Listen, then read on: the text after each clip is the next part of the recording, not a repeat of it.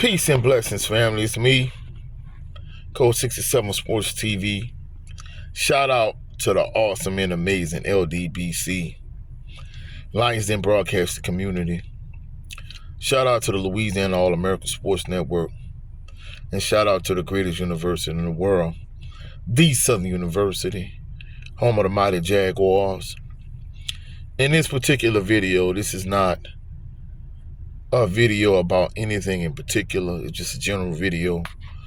And my question that I just kind of been sitting here pondering and thinking about is, why can't people respectfully disagree with you in 2024?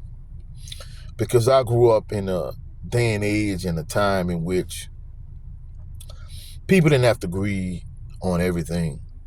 But my brother and I could have a disagreement about something, and we could respectfully disagree with each other and still have love for one another. A family member, a friend, a loved one, whoever. We could have opposing points of view and just agree to disagree and agree that on this particular topic or on this particular subject that we're never going to see eye to eye. We're never going to agree on this particular subject or topic. However, we can respectfully disagree with each other, and we can still love each other and still, be cool with no issues, no whatever.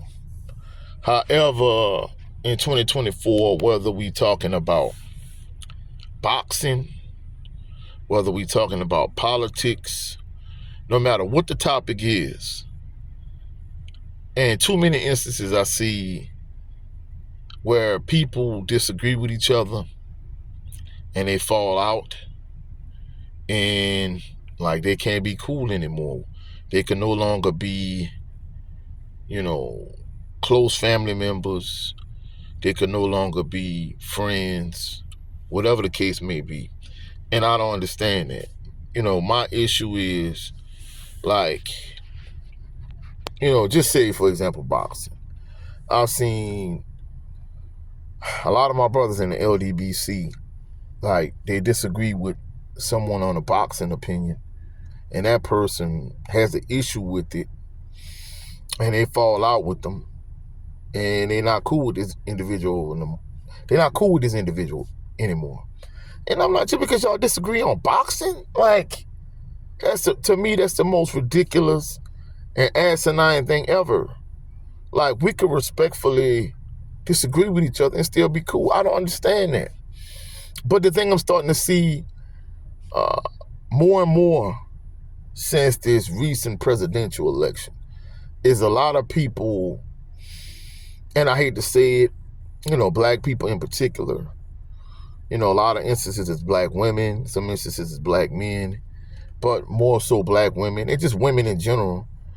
I understand they're the more emotional sex, but I mean, if you my family member, you my close family member, and I love you, you love me, just because we don't agree on who should be the president, just because we don't agree with each other when it comes to politics, and we have opposing points of view from a political standpoint, why shouldn't we be family members and cool and love on each other and just respectfully disagree with each other? I don't understand that. To me, that's stupid. I see so many women in particular, upset and angry because Kamala Harris lost the recent presidential election. And, they're pushing hey, if your family member didn't vote for Kamala Harris, then you should cut them off. You should not, kick it with them for the holidays. The holiday season is right around the corner. Thanksgiving in a couple weeks. Christmas, about a little bit less than a month after that. So, these people, are crazy. For you to cut off family members that loves you, that you could rely on, that you could depend on, and you could trust, that in time of crisis or when you're in time of need, that you could call on, you could rely on, you could depend upon. If you could call on these individuals, you could rely on these individuals, you could depend on these individuals, and these individuals love you, and you could count on them no matter what, through thick and thin. But just because y'all have a disagreement on who should be president and who should be the leader of the free world, you just gonna cut this person off and distance yourself from them because y'all have opposing points of view from a political standpoint. To me, that is just so crazy. I mean, that's ludicrous. I'm not gonna lie. A lot of these women that's pushing this narrative and this agenda online, like, a lot of these women have mental health issues, like, seriously. So just because I disagree with you, because, I mean, all right, we're just gonna use the presidential election for an example. You know, like most of my family members or most of the people I know in general have kind of been lifelong Democrats. And they're just so accustomed to just voting for the Democratic Party that they really don't look at the agendas that the Democratic Party is pushing. They don't look at the agendas that the Democratic Party is pushing. And also, they don't look at the politics of the Democratic Party from a policy standpoint. They're not looking at policy. They're just looking at, we just so used to voting for the Democratic Party that we're going to vote Democrat no matter what. And she's a quote-unquote black woman, even though, you know, I don't even want to get into that aspect of it. But, hey, she a black woman, you know, she a Democrat, so we're going to vote for her. We're not looking at nothing she's going to do for me in particular from a policy standpoint. And all the Democratic Party did was, especially Harris in particular, all she did was use an infinite amount of deflection tactics. She didn't, like, flat out answer any question, for the exception of, hey, I'm not doing anything specifically for black people.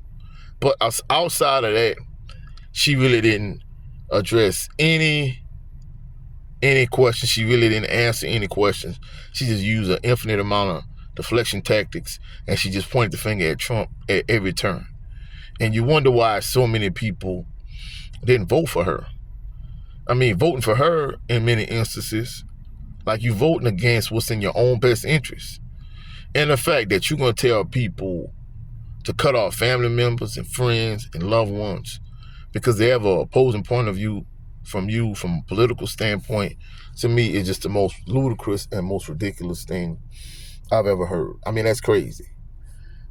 So, I don't know. And, you know, I'm just using boxing and politics as two examples. I mean, it can apply in many different instances, but these are the two things that stand out to me, like, right off the top of my head.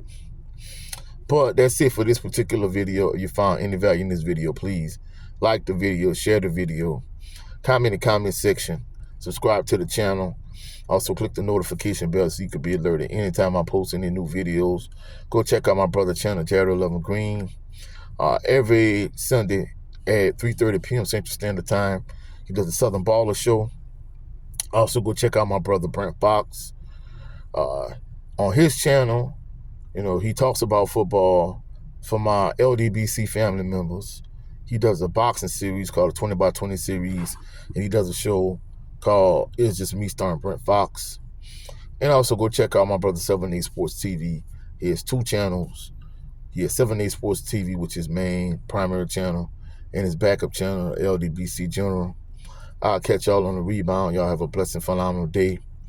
Peace and blessings.